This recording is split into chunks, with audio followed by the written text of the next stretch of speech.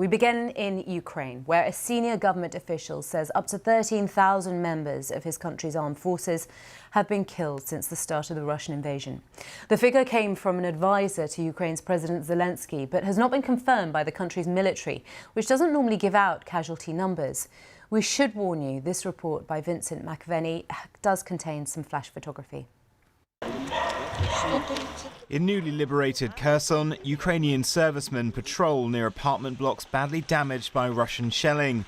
The residents, who spent much of this year under Russian occupation, are thankful to see their countrymen. But the scale of the sacrifice made to repel the Russian invaders hasn't been made clear. Updates on casualty figures are rare.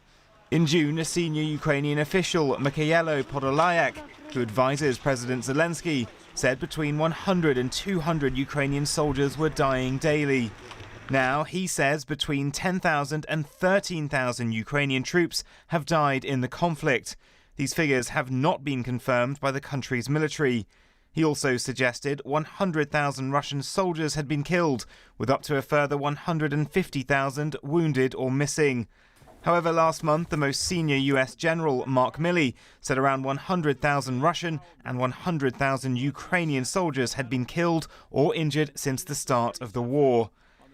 It may take many years for the true death tolls on both sides to come to light, but in a sign of how depleted Russia's armoury is, these fragments of Soviet-made X-55 cruise missiles, designed for nuclear use but stripped of their warheads, were found in Ukraine's two western regions.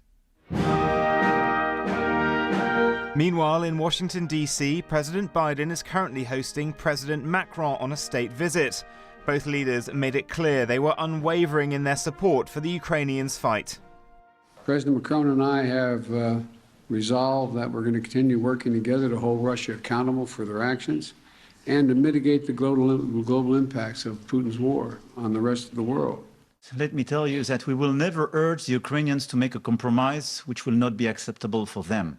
We have to respect the Ukrainians to decide the moment and the conditions in which they will negotiate about their territory and their future.